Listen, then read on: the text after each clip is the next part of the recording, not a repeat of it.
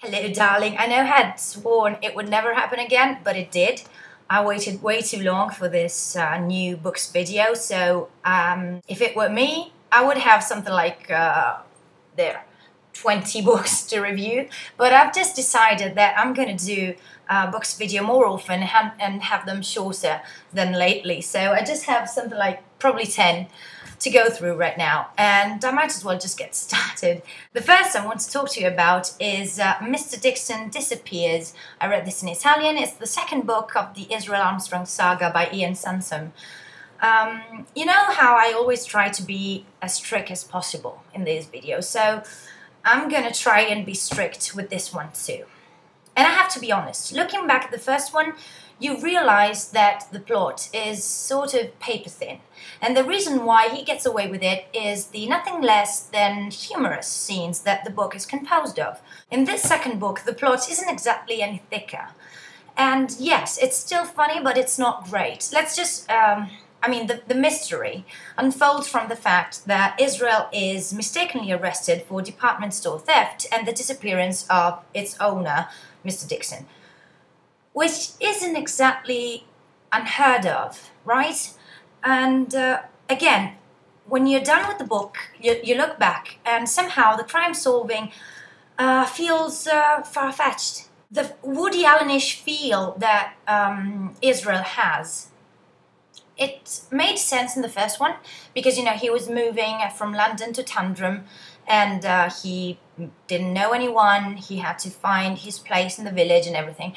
But this time around, it doesn't stand anymore as an excuse. I mean, it's still funny, but it's not as convincing as the first. And the first itself wasn't that convincing.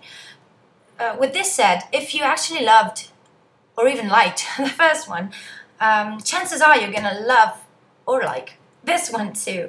Besides, it doesn't really make any sense, you know, if you've read the first one of a trilogy, because so far it's a trilogy, you know, you really shouldn't stop midway. The second book I want to talk to you about is The Poe Shadow by Matthew Pearl, and apparently he's also the author of The Dante Club, which I haven't read. This is interesting, especially if you're a Poe fan, just like myself. Everything starts on October the 3rd, 1849. And I like it because it's my birthday. Baltimore sees the last hectic and erratic days of Edgar Allan Poe, and once he's gone, this idealistic attorney named Clark feels obsessed with the need to rescue Poe's reputation. I mean, rumors that have the writer dead for excessive drinking. And in this search of redemption for Edgar Allan Poe, he finds Dupont, which is actually the real Dupont. And it's interesting because Dupont is the shadow of the investigator he used to be. So ahead of solving Poe's mystery, Clark has to help Dupont find himself again. The good thing about this is that everything has been thoroughly researched. So it offers insights into Poe's personal life and literary career. But aside from that, I have to say the echo of a 19th century prose sometimes get really verbose.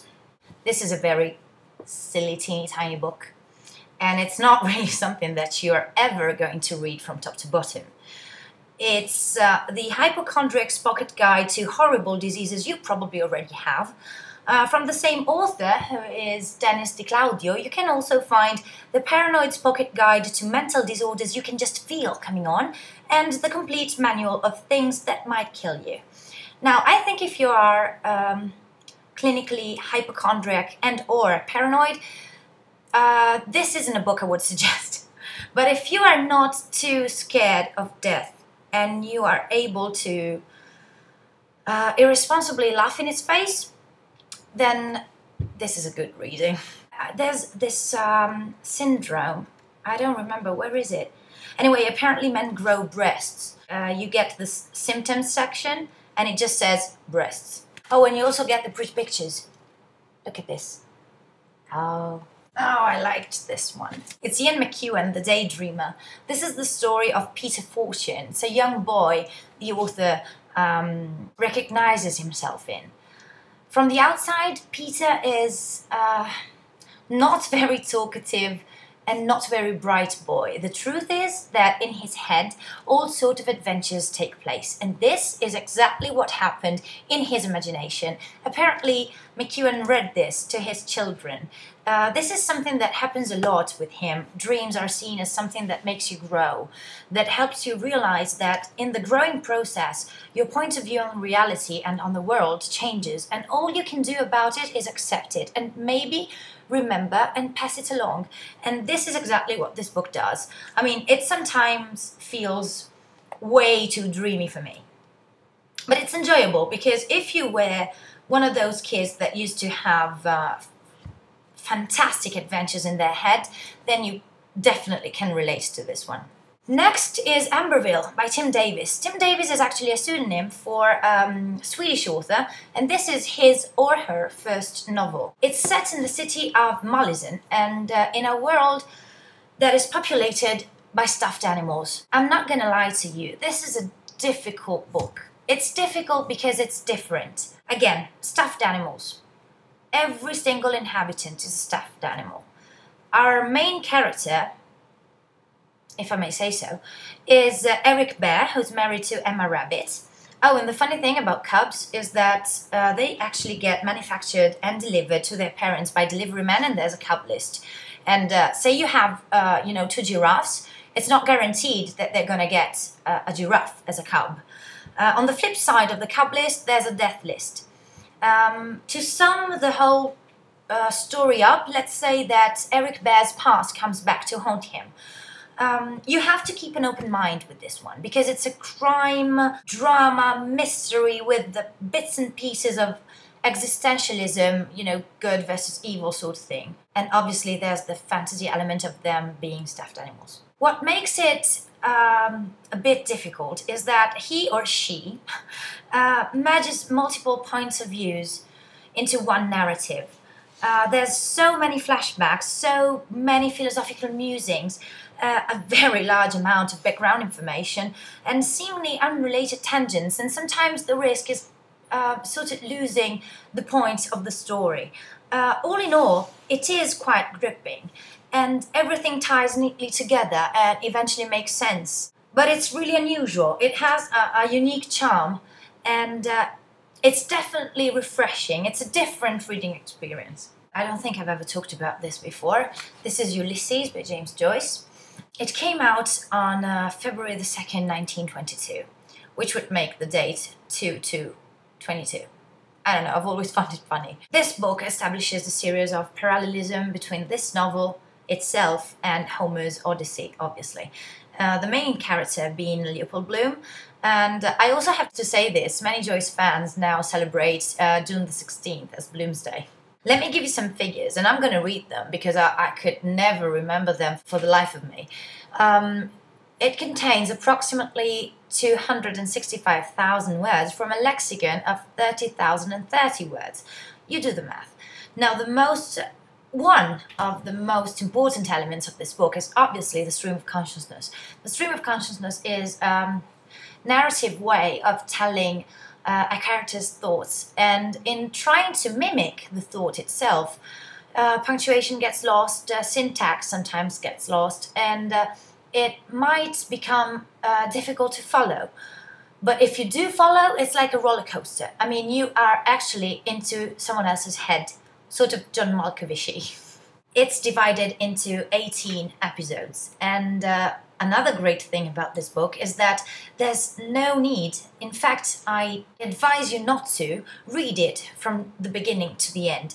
I suggest you just jump back and forth, and I also suggest that you start from episode 13, which is Nausicaa. And I think with that single episode you will understand what is so great about the genius that was James Joyce. Oh, and on that same train of thought, I have to read to you something that Joyce himself said about the book. He said he had put in so many enigmas and puzzles that it will keep the professors busy for centuries arguing over what I meant. And to him, this would grant the book immortality. I think it worked. Last, I want to talk to you about something, again, I don't think I've mentioned before, and that's McSweeney's.